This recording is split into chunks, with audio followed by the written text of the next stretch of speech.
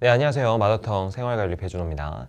자, 오늘은 역시 가장 어렵다고 평가받는, 그리고 친구들이 가장 어렵다고 이야기하는 자연윤리에 대해서 한번 좀 살펴보도록 하겠습니다. 생활과윤리 만점을 결정짓는 건 결국 자연윤리 파트랑 앞에서 배웠던 분배정의 파트입니다. 이 두 부분에 대해서는 약간 좀 과하다 싶을 정도로 꼼꼼하게 이해하고 암기해 주시기 바랍니다. 자, 자연과 인간의 관계에 대한 다양한 관점이 나오는데 인간 중심주의 윤리가 있습니다.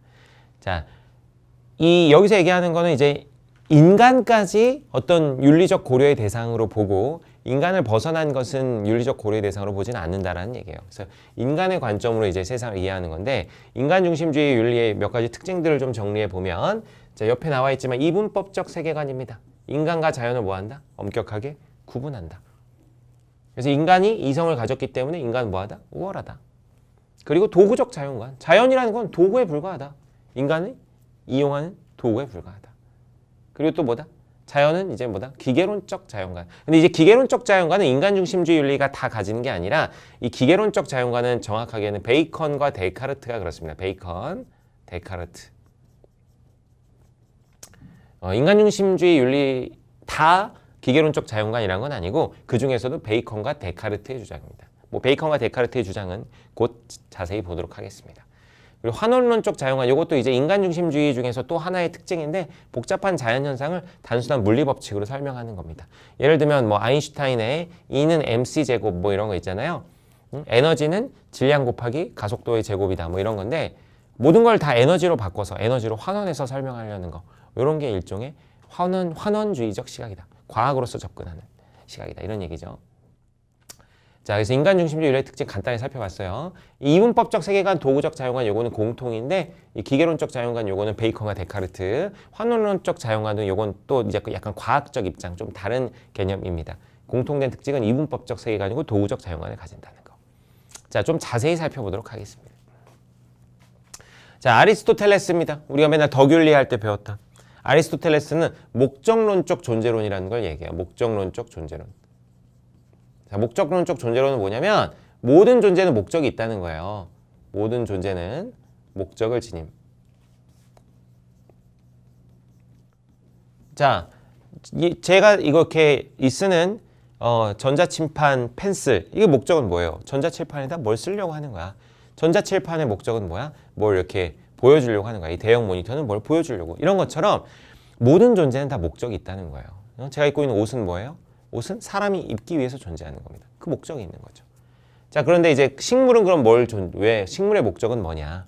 식물은 동물의 생존을 위해서. 식물은 동물을 위해서. 자, 그럼 동물은 뭘 위해서? 인간의 생존을 위해서 존재한다. 인간이 짱이라는 거죠. 그죠? 결국에 동식물은 그럼 뭘 위해서 존재하는 거야? 인간을 위해서 존재하는 거야. 선생님, 그럼 인간의 목적은 뭐예요? 여러분, 인간의 목적은 참고로 행복입니다. 행복. 유다니모니아라 그러는데 인간의 목적은 뭐다? 행복. 인간 중심주의 느낌이 확 나죠? 식물은 동물을 위해, 동물은 인간을 위해, 인간은 행복을 위해 존재한다. 뭐 이런 관점에 따르면 소 같은 경우는 스테이크가 되기 위해, 우리에게 먹히기 위해서 존재한다. 이렇게 보는 거죠. 이해되시죠? 인간 중심주의입니다. 자, 아퀴나스 한번 볼게요. 아퀴나스. 자, 아퀴나스는 여러분 무슨 학자였죠? 신학자였죠. 신학자. 그래서 신의 섭리에 따라서 동물은 자연의 과정에서 인간이 뭐하게 사용하다 운명져졌다. 여러분 그 구약 성경 보면 뭐 이런 장면이 나오죠. 태초에 말씀이 있었고 그 다음 신이 세상을 만드십니다. 천지창조를 하시죠. 천지창조를 신이 하신 다음에 너무 잘 만드신 거야. 이 세상을. 그래서 혼자 보시기에 이게 너무 아까운 거죠. 그래가지고 신을 닮은 존재인 누굴 만든다? 인간을 만듭니다. 자, 구약 성경에서 보면 뭐라고요? 자연은 그냥 신이 만드신 거고 그 너무 잘 만들어서 혼자 보기가 좀 아까우셔서 신을 닮은 존재인 뭘 만든다? 인간을 만든다. 그래서 인간은 신의 모사예요. 신의 모사. 신을 닮은 존재. 동물은 그냥 자연과 동물은 신의 창조물이고 물론 인간도 신의 창조물이지만 신의 뭐이기도 하다? 모사이기도 하다. 그럼 인간과 자연은 급이 같아요? 달라요? 달라. 자연과 동물은 그냥 신이 창조한 존재인데 인간은 창조된 존재이기도 하지만 신을 닮은 존재, 신의 특성을 반영하고 있는 존재이기도 합니다. 그래서 인간과 자연은 급이 다르죠. 그래서 급이 다른 신의 모사인 인간이 자연을 지배하는 건 너무 당연해, 안 당연해? 당연한 겁니다. 근데 그렇다고 해서 자연을 함부로 파괴하라 이런 얘기는 아니에요. 그러니까 자연을 이용하고 지배할 수는 있는데 자연이나 동물 역시 신이 만든 거니까 함부로 파괴하는 건 안 좋겠죠. 제 말 이해되죠? 그래서 인간이 사용하는 운명제도다. 그렇다고 불필요하게 파괴해서는 안 되겠죠. 불필요한 파괴는 안 됩니다.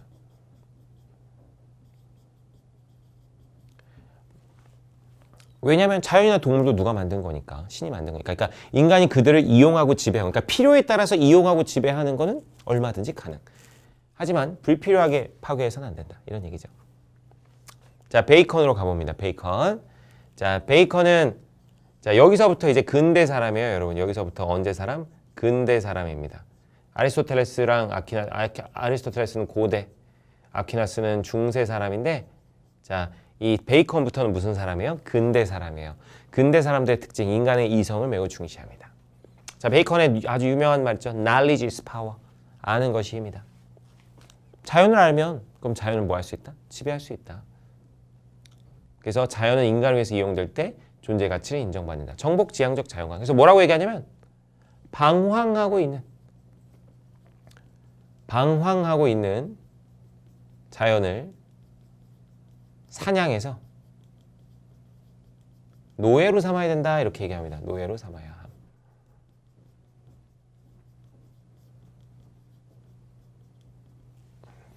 방황하고 있는 자연을 사냥해서, 자연에 대해서 정확히 알아서 그 자연을 사냥해서 뭘로 삼아라?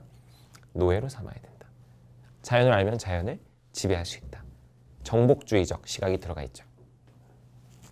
자, 데카르트는 베이컨하고 사실 크게 구분하실 필요는 없는데 표현들이 근데 명확히 달라가지고 좀 보도록, 거의 비슷해요. 자연을 기계로 보는 기계론적 자연관을 가지고 있습니다.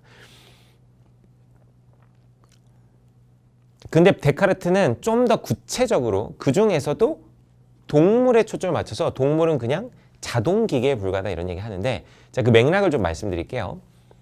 자, 데카르트는 회의론자였어요. 모든 걸 의심해봤다. 이게 방법적 회의라 그러는데 방법적 회의를 사용합니다. 방법적 회의. 방법적 회의가 뭐냐면 모든 걸 다 의심해 보는 거예요. 여러분, 우리 꿈꾸잖아요. 꿈꾸는데 꿈이 되게 현실처럼 느껴지는 꿈들이 있죠. 그렇지 않나요? 물론 허무맹랑한 꿈을 꾸면 자각몽이라 그래서 이건 꿈이구나 이렇게 이제 아는 경우도 있지만, 되게 현실적인 꿈을 꿀 때는 막 그게 현실 같잖아. 근데 이제 깨보면 이게 꿈이었다라는 걸 우리가 깨닫게 되죠. 데카르트도 그랬을 거예요. 이게 우리가 꿈꾸고 나면 모든 게 다 환상이었다는 걸 알게 되는데, 그렇다면 내 눈앞에 있는 거, 이것들을 다 믿을 수 있을까 없을까? 없어.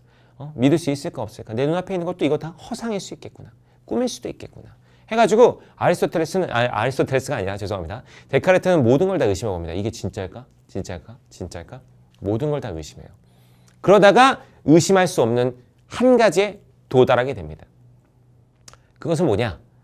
바로 이렇게 의심을 하고 있는, 생각을 하고 있는 이 나란 존재가 존재한다는 거, 이건 의심할 수 있겠다 없겠다? 없겠다. 어쨌든 나란 존재가 존재하니까 내가 지금 의심하고 있는 거 아닌가? 나란 존재가 존재한다는 건 이건 의심할 수가 없겠다.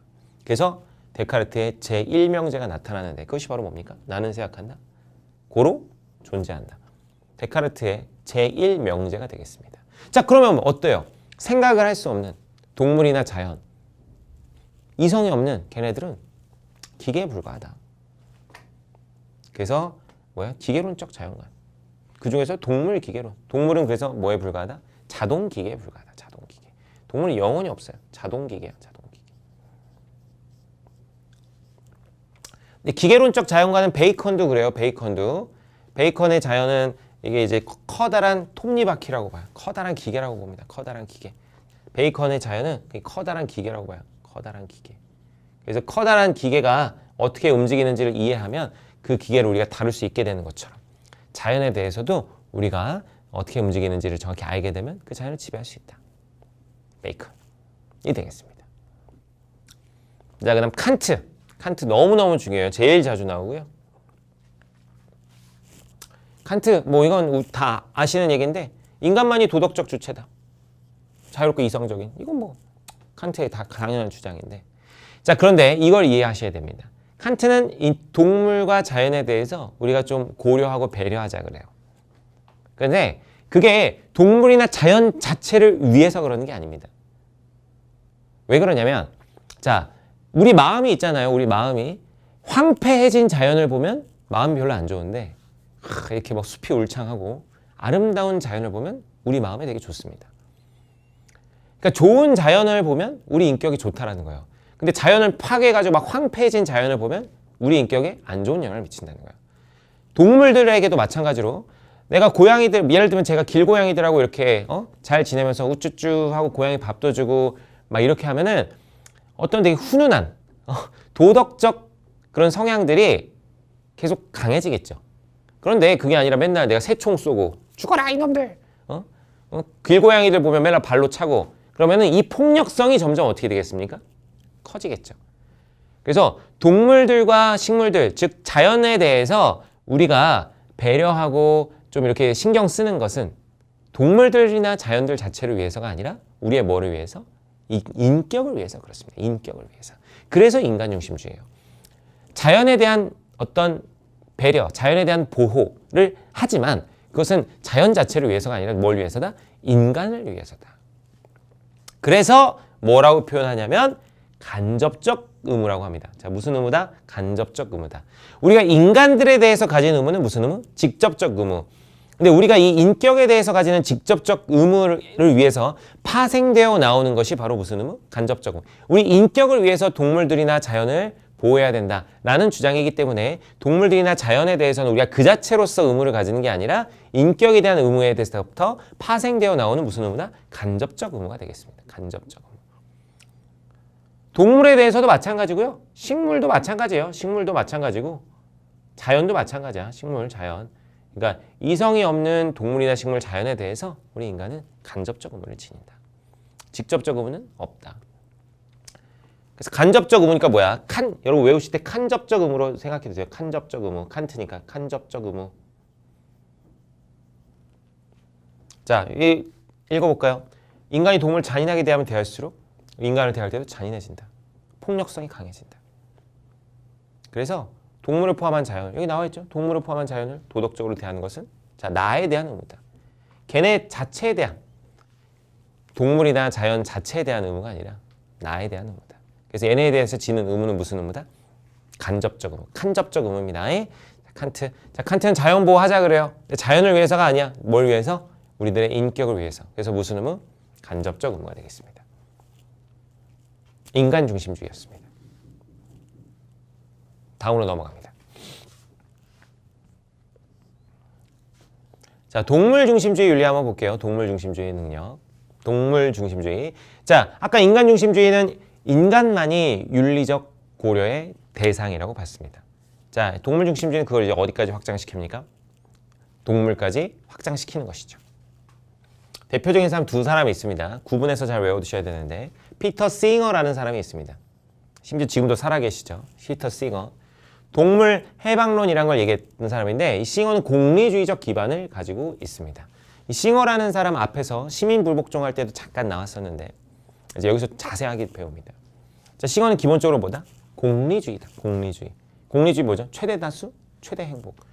근데 싱어가 보니까 이 행복이라는 감정, 어떤 쾌락이라는 감정을 인간만이 가지는 게 아니다. 그래서 동물들도 여러분 한번 생각해봐요. 우리 강아지나 고양이나 키우는 친구들 걔네들 감정을 느끼는 것 같아? 안 느끼는 것 같아? 감정을 느끼는 것 같잖아. 그래서 쾌고 감수 능력을 지닌 인간과 동물은 모두 이익관심을 가지고 있다. 동물도 그렇다는 거야. 그래서 쾌고 감수 능력을 지닌 인간과 동물의 이익관심은 어떻게 해야 되나? 인간만의 우리는 그동안 쾌락과 고통만 고려했는데 그렇게 하지 말고 동물들이 지닌 어떤 이익관심, 그 쾌락과 고통을 동등하게 뭐 해야 된다? 고려해야 된다. 그래서 이걸 뭐라고 합니까? 이익평등 고려의 원칙이라고 합니다. 뭐라고 한다? 이익평등 고려의 원칙.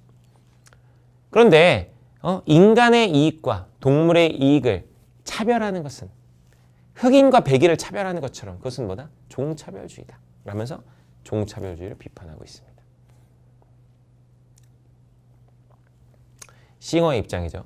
근데 여러분 주의하실 점이 쾌고 감수능력이 있는 동물이에요. 그래서 이 동물은 모든 동물이 아닙니다. 쾌고 감수능력을 지닌 인간한 동물이니까 모든 동물은 아니에요. 모든 동물은 아닙니다. 싱어가 뭐 책에서 얘기해요. 그러니까 자기 뭐 무슨 갯지렁이나 뭐 이런 친구들이 쾌고 감수 능력이 있는지는 그런 어떤 뭐라 그럴까요? 그 갯지렁이 같이 좀 이렇게 작은 동물들 그런 동물들이 쾌고 감수 능력이 있는지는 자기는 잘 안다 모른다 이렇게 얘기해요. 그래서 싱어가 얘기하는 이제 도덕적 고려 대상이 되는 동물은 쾌고 감수 능력이 있는 동물이지 모든 동물은 아닙니다. 자, 근데 여러분 이제 주의하실 점 제가 좀 이제 좀 정리를 또 해보면 싱어에서 주의하실 점. 자, 동물을 아이고. 자, 동물과 인간의 이제 어떤 관계 표현들을 좀 알아볼게요. 동물을 인간과 동등하게 고려해야 된다. 이런 표현 나올 수 있어요. 싱어 입장에서 동물과 인간과 동등하게죠. 자, 동물과 인간을 동등하게 고려해야 된다라는 표현이 있고요. 동물은 인간과 이 기존에 출제됐던 표현을 써볼게요. 동일하게 대우해야 된다. 이런 표현들이 있습니다. 여러분 이거 이렇게 기억해 주셔야 되는데 동등하게 이거 영어로 하면 고려한다는 거는 consider 여긴다라는 거죠. 고려한다, 생각한다. 머릿속에서 생각한다. 동물의 인간과 동등하게 고려하는 건 요거는 옳은 표현입니다. 싱어 입장에서 가능한 거예요. 근데 동일하게 대우한다는 거. 대우는 이제 treat잖아요. treat. 여러분 근데 동물을 인간처럼 대우할 수 있어요? 동물한테 동물이 음식점 왔을 때 동물한테 막 어서 오십시오 하고 동물한테 막 투표권 주고 막 이럴 수 있어요? 그러니까 동물을 인간처럼 consider 고려하고 생각하고 이럴 수는 있지만 동물을 아예 인간처럼 대우할 수는 있냐고요. 대우하는 건 안 됩니다. 그래서 동일하게 대우는 된다 안 된다? 안 된다. 반드시 외워두시기 바랍니다. 동물을 인간과 동등하게 고려하는 건 가능해요. 그들을 도덕적 존재로서 고려한다는 거야. 야 그래 니네 이익이나 니네 쾌고 감수 다 고려해 줄게. 근데 그렇다고 동물을 인간처럼 대우할 수는 없습니다. 동물과 인간의 특성은 너무 다르니까요. 잘 알아요. 동등 동일 이거는 별 중요한 게 아니에요. 이건 그냥 이퀄리티를 그냥 번역한 거일 뿐이에요. 동등 동일은 그냥 같은 말로 보시고 여러분 구분하실 것보다 고려냐 대우냐. 고려는 되는데 대우는 안 된다. 이렇게 기억을 해두시기 바랍니다. 싱어의 입장이었습니다. 자, 레건으로 이제 나와 보도록 하겠습니다. 자, 레건은 의무론자예요. 레건은 뭐다? 의무론자. 자, 싱어는 뭐였다? 공리주의자였고 레건은 의무론자예요. 아까 위에서는 칸트가 의무론자였죠. 자, 그러면서 이제 뭐라고 하냐면 톰 레건의 가장 중요한 개념, 삶의 주체라는 개념이 나옵니다. 삶의 주체는 자신의 삶을 영위할 수 있는 능력을 가진 도덕적 권리 개체를 뜻한다. 권리 주체가 아니에요. 권리 주체는 도덕적 주체가 아니라 뭐라고 나와서 권리를 가진 존재라는 거지. 도덕적 권리를 가진 존재. 여기 어려운 용어들이 많이 나오거든요. 도덕적 존재냐, 도덕적 주체냐, 이거는 제가 쭉 다 설명을 해드리고 마지막에 한번 정리를 해드리도록 하겠습니다. 자, 어쨌든 레건은 이 삶의 주체라는 것은 도덕적 권리를 가진 존재다 이런 얘기예요. 그래서 근데 일부 동물이야, 일부 동물. 인간과 마찬가지 일부 동물도 삶의 주체다. 어떠냐면 성장한 포유동물. 그래서 생후 1년 이상 정도 된 포유동물이라고 해요. 생후 1년 이상. 자, 그래서 레건이 이 삶의 주체가 될 수 있는 조건을 이야기합니다. 자, 첫 번째, 기쁨과 통증을 느끼는 감정. 즉, 이거 뭐야? 쾌고 감수 능력이지. 쾌고 감수 능력과 플러스, 그뿐 아니라 그랬죠. 플러스 희망과 목적을 추구할 수 있는. 희망과 목적을 추구하려면 어떻게 해야 되냐면 기억 능력, 어떤 지각 능력, 인지 능력이 필요해요. 그래서 희망과 목적을 추구할 수 있다는 건 약간의 최소한의 지능이 필요해요. 최소한의 지능. 자, 싱어 입장에서는 고려 대상이기 위해서 뭐만 필요했죠? 쾌고 감수 능력이면 충분했습니다. 근데 레건 입장에서는 쾌고 감수 능력뿐만 아니라 희망과 목적을 추구할 수 있어야 돼. 그래서 최소한의 지능이 필요해요. 그래서 그런 존재가 뭐라고요? 생후 1년 이상 된 포유류. 포유류가 뭐야? 새끼 낳는 동물들. 개나 강아지 포유류 아니야. 이해되시죠? 그래서 동물을 단순히 수단으로만 취급하면 안 된다. 우리의 의무다. 레건의 입장입니다. 좀 비교해 볼게요. 자, 싱어 같은 경우는 쾌고 감수 능력만 있으면 우리가 도덕적으로 고려해야 된다고 했습니다. 그래서 쾌고 감수 능력은 자, 도덕적 고려 대상이기 위해 도덕적 싱어 입장에서는 고려 대상이기 위한 필요 충분 조건입니다. 필요 충분 조건. 자, 싱어에게 쾌고 감수 능력은 뭐라고요? 도덕적 고려 대상이기 위한 필요 충분 조건이라고. 근데 레건에게 쾌고 감수 능력이라는 건 어때요? 레건에게 쾌고 감수 능력이라는 건 이거는 필요하긴 하지만 이것만으로는 충분하진 않죠. 그래서 레건의 쾌고 감수 능력은 도덕적 고려 대상이기 위한 레건에게는 자, 도덕적 고려 대상이기 위한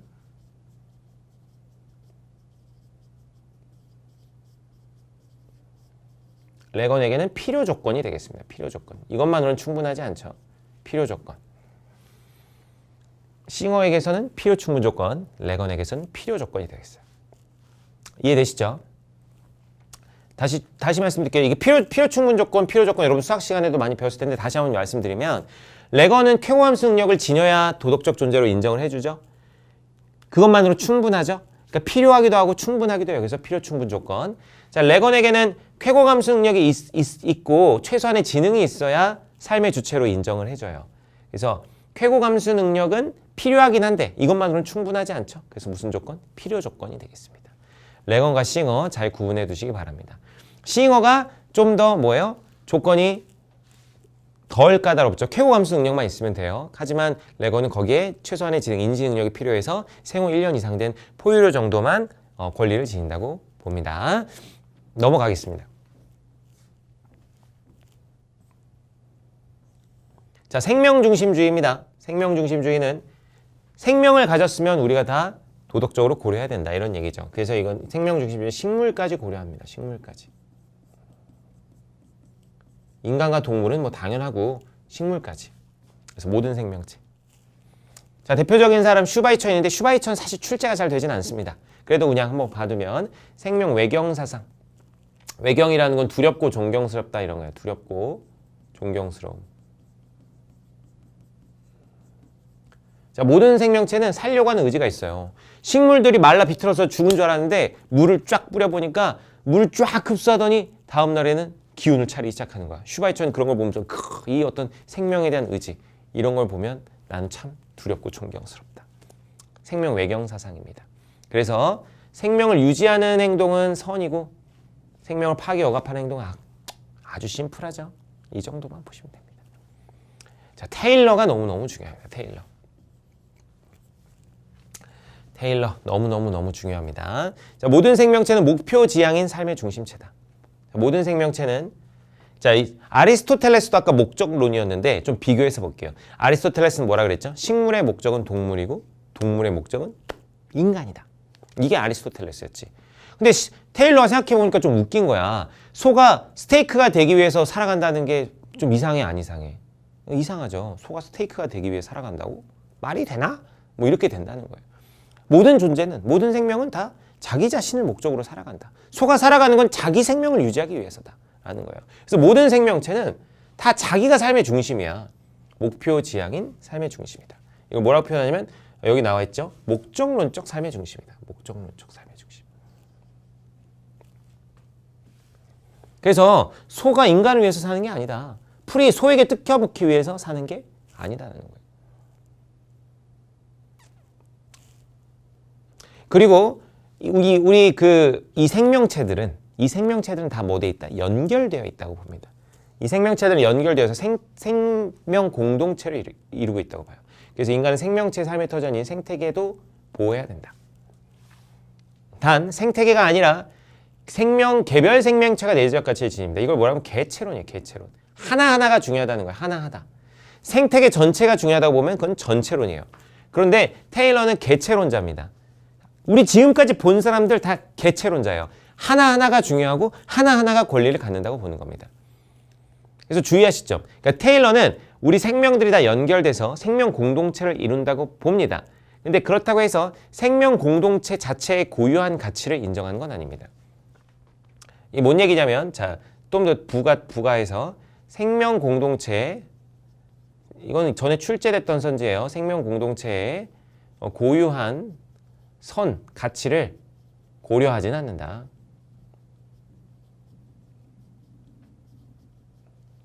자, 좀 정리해서 말씀드려볼게요. 자, 예를 들면 테일러는 바다를 보호해야 된다고 얘기합니다. 바다를 보호해야 된다. 근데 그건 바다라는 일종의 생명 공동체를 위해서 그런 것이 아닙니다. 뭘 위해서야 그러면? 바다에 살고 있는 개별 생명체를 위해서요. 개별 생명체.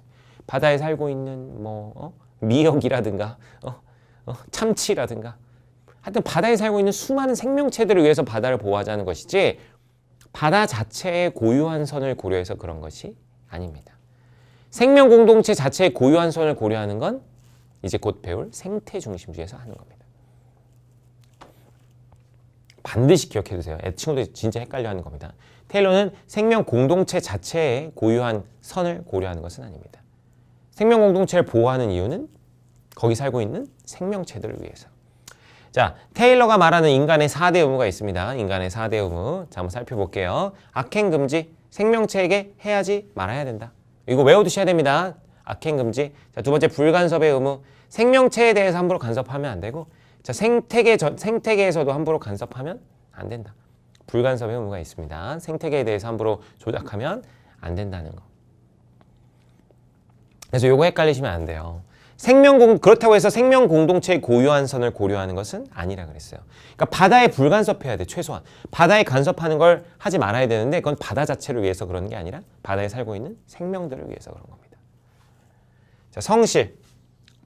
뭐 기만금지라고 표현하기도 해요. 신의성실의 원칙이라고도 하고 기만금지의 원칙이라고 그러는데 동물을 속이면 안 된다 이거야. 그래서 사냥, 낚시하거나 덫으로는 기만행위, 속이는 행위를 하면 안 된다.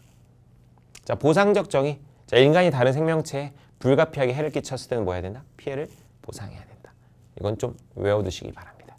자, 테일러였습니다. 반드시 잘 꼼꼼히 외워두시고, 자, 생태중심주의 윤리로 넘어갑니다. 생태중심주의. 자, 생태중심주의는 기본적 관점이 인간은 자연에 그냥 속해 있는 구성원일 뿐이다. 전일론적 입장이야. 전일론적 입장. 그래서 인간은 자연 생태계의 일부이다. 전일론적 입장. 그래서 대표적인 사람이 바로 누구냐면 레오폴드입니다. 레오폴드. 대지의 윤리. 자연 전체를 고려하는 사람이죠.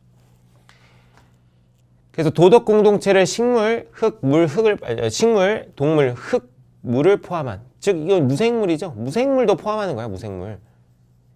무생물을 비롯한 대지. 근데 여러분 대지가 단순히 땅을 의미하는 게 아닙니다. 이 대지는 자연 전체를 말하는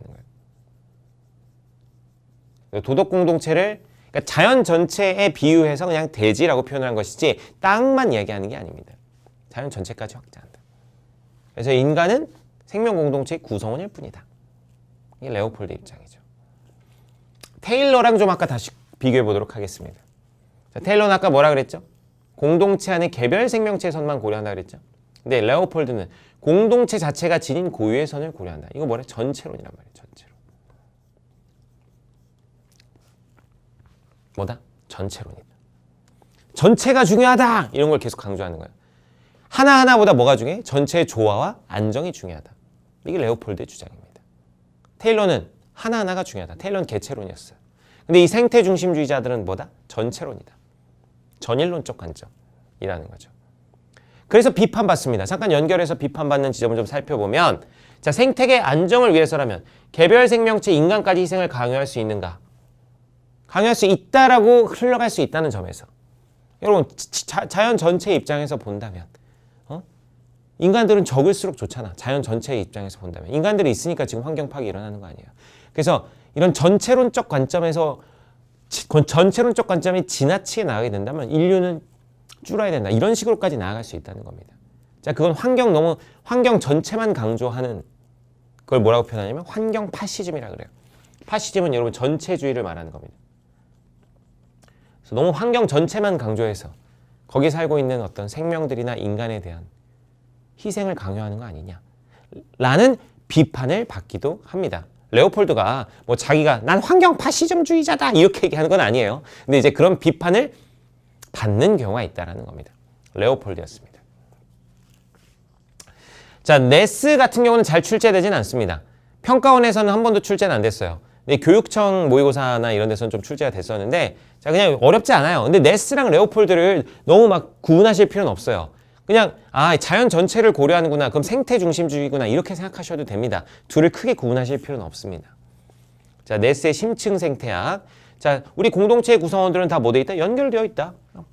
뭐 레오폴드랑 이건 다를 게 없죠. 그래서 인간은 모든 자연적 존재들과 평등하게. 자, 여기서 포인트 큰 자입니다. 큰 자. 큰 자. 그러니까 나에 대한 정체성만 가지고 있는 건 여러분 무슨 자겠어요? 그건 작은 자죠. 작은 자.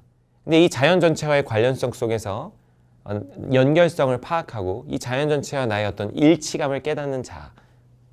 그건 뭐다? 큰 자다. 큰 자. 자연과 함께 있는 자다. 라는 거죠. 네스의 주장입니다. 어려운 거 없어요. 레오폴드랑 막 네스랑 차이가 뭘까? 뭐 이런 거 너무 구분하실 필요 없어요. 그냥 용어 정도만 보시면 돼요. 자, 네스는 큰 자 이런 표현하고 레오폴드는 무슨 표현? 대지윤리. 근데 이 대지가 뭐다? 단순히 땅만 얘기하는 게 아니라 뭐다? 자연 전체를 의미한다. 전체론자들입니다. 그래서 레오폴드까지 살펴봤습니다. 자, 온건한 인간 중심주의, 온건한 생태 중심주의. 뭐 이거 그냥 읽어보시면 돼요. 읽어보시면 되고 잠깐 용어 정리를 한번 하고 가겠습니다. 용어 정리. 자, 용어 정리 한번 하고 가면 자, 도덕적 존재라는 말이 있고요. 도덕적 존재. 도덕적 존재라는 말이 있고 도덕적 주체라는 말이 있습니다. 요거 두 개를 좀 구분하셔야 돼요. 이게 같은 말이 아니에요. 도덕적 존재와 도덕적 주체는. 여러분 도덕적 존재라는 것은 도덕적 고려 대상이라는 겁니다. 도덕적 고려 대상인 존재. 도덕적 지위를 지닌 뭐 이런 의미예요. 지위를 지닌. 이런 의미고 도덕적 주체라는 것은 도덕적 행위를 하는, 그죠? 도덕적 책임을 지는 이런 존재를 말해요. 도덕적 판단을 하는. 자, 자, 지금 입장들이 뭐에 대해서 논쟁하고 있습니까? 인간 중심주의자들은 인간까지 도덕적으로 고려해야 된다. 동물 중심주의자들은 동물 중에서도 그런 고려 대상들이 있다. 생명 중심주의자들은 식물까지. 생태 중심주의자는 무생물을 포함한 자연 전체까지. 지금 이 사람들의 입장이 갈려서 논쟁을 하고 있는 건 뭐에 대해서 논쟁하고 있는 거예요? 도덕적 존재에 대해서 논쟁하고 있는 겁니다. 요게 학자들의 논쟁 지점이에요. 학자들의 논쟁 지점.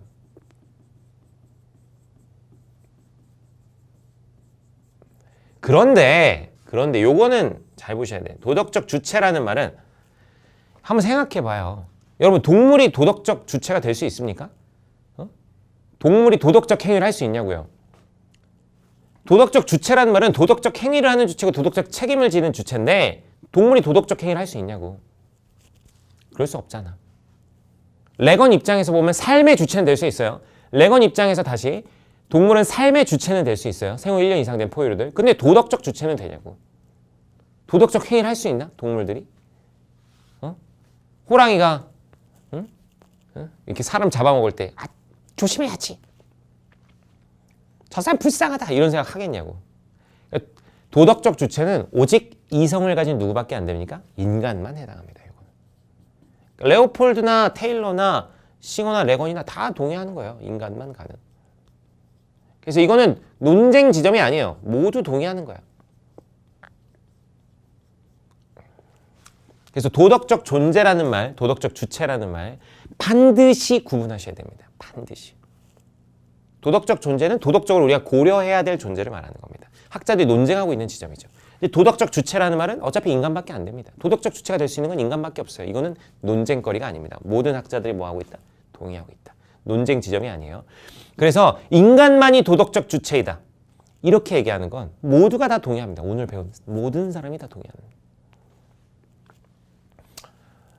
다음으로 넘어갑니다. 자, 동양으로 좀 넘어가 볼게요. 동양으로 좀 넘어가 보면 동양하면 역시 유불도입니다, 여러분. 유불도. 자, 유불도에 대해서 근데 우리 유불도 아까 이 앞에서 뭐 이제 동양 윤리 할 때 좀 많이 배웠는데 자, 그냥 쓱 내용 한번 살펴볼게요. 자, 유교는 만물이 모두 뭘 가진다? 본래적 가치를 지닌다. 그래서 인간과 자연의 조화를 이루는 뭘 추구한다? 천인합의를 추구한다. 천인합의. 자, 이 유교에서는 하늘이 도덕적 인격적 존재. 하늘이 도덕적 인격적 존재죠. 이 도덕적 인격적 존재인 하늘이 인간에게 본성을 부여했습니다. 하늘이 도덕적 인격적 존재고 인간에게 본성을 부여했어요. 도덕적 본성을 부여합니다. 그래서 하늘의 본성과 인간의 본성은 같다고 볼 수 있죠. 그래서 하늘과 하나가 되는 천인합일의 경지를 추구해야 된다. 자, 불교 같은 경우는 연기설. 이거 인연설. 불교의 핵심은 연기설 아닙니까? 인연설. 원인과 조건에 따라서 다 우리 연결되어 있다. 연기설. 그래서 우주 만물이 서로 관련을 맺고 상호 의존한다. 이걸 불교에서 뭐라고 표현하냐면 인드라망이라고 표현합니다. 인드라망. 인드라망이 뭐냐면 이게 그물을 말하는 거예요. 망, 그물. 그물인데 여기 이렇게 구슬이 달려 있어요. 구슬이 달려 있어가지고 한 개의 구슬이 흔들리면 그 흔들리면서 비추는 불빛이 다른 구슬에도 다 영향을 주겠어, 안 주겠어? 주겠죠. 이런 것처럼 이렇게 다 우리는 연결되어 있다는 겁니다. 연결되어 있다. 한 군데서의 어떤 움직임, 변화가 다른 데 영향을 준다. 인드라망. 자, 도가에서는 뭐예요? 인위적인 것 없는 자연 그대로의 것을 강조하죠. 그래서 무위자연, 인위적인 것이 없는, 인위가 없는 자연 그대로를 얘기하죠. 그래서 무위자연을 추구하면 인간의 의지나 욕구와 상관없이 존재하는 자연의 아름다움을 강조합니다. 그래서 인위적으로 개입하면 안 되죠. 오케이? 자, 근데 도가와 유교의 가장 큰 차이가 뭐냐면 유교에서는 하늘이 도덕적 인격적 존재라 그랬어요. 그런데 도가에서는 하늘은 만물에게 관심이 없습니다. 만물에게 관심이 없다. 도덕적 인격적 존재가 아니에요. 만물에 관심이 없음. 그냥 자연 법칙에 따라 존재하는 거예요. 하늘은 만물에게 관심이 없습니다. 하늘이 무슨 도덕적 인격적 존재가 아닙니다. 만물에게 관심이 없다. 자, 풍수지리 사상은 뭐 우리 자연과 인간이 다 얽혀 있다는 거죠. 그래서 묘자리 어디 있으면 어떤 기운이 뭐 작동하고 뭐 이런 것들이죠. 그래서 대자연 살아있는 생명체로 이해하고 단군시나 보시면 자세히 말씀은 안 드리겠습니다. 천지인의 합의를 강조하죠. 하늘에서 사람이 내려오고 웅녀랑 만나가지고 그래서 태어난 것이 단군한검이다 이렇게 되는 거고, 동학사상은 만물 하나의 생명체로 이해한다. 출제 가능성은 매우 매우 적습니다. 서양의 전통적 자연관 역시 뭐 출제 가능성 매우 적은데, 자, 플라톤 같은 경우 자연의 조화로운 질서, 이상의 추구, 중세 신학자들은 자연은 신의 의지를 실현하는 터전이다 이렇게 얘기하고 있네요. 동양의 전통적 자연관에서는 역시 유교, 불교, 도교를 잘 좀 이제 외워두시기 바랍니다. 그리고 앞에 이제 봤었던 인간 중심주의, 동물 중심주의, 생명 중심주의, 생태 중심주의 역시 꼼꼼하게 외워주시기 바라고, 한마디 덧붙이면 유불도의 이건 공통이거든요. 자, 동양의 전통적 자연관의 특징은 인간과 자연의 관계를 상호 의존, 상의라 그래요. 상의. 그리고 이제 협력의 관계, 이걸 화해라고 표현해요. 상의와 화해의 관계로 봅니다. 그래서 동양의 기본적 관점들은 자연과의 관계를 환경 친화적으로 좀 생태 중심주의적 관점으로서 보고 있는 것이 동양의 기본 관점이다 라고 이해하시면 되겠어요. 그래서 유불도가 굉장히 유사해 보이죠. 그래서 유불도를 구분하시는 것은 역시 용어들을 바탕으로 좀 구분하셔야 될 것 같습니다. 인예지 이런 것들을 좀 중시하면 유교구나 이렇게 보시면 되고, 연기설 이런 게 나오면 불교구나. 인예지 이런 거를 비판하고 하늘은 도덕적 존재가 아니다, 무위자연 이런 얘기하면 도가가 되겠습니다. 자, 이제 문제풀이로 넘어가도록 하겠습니다.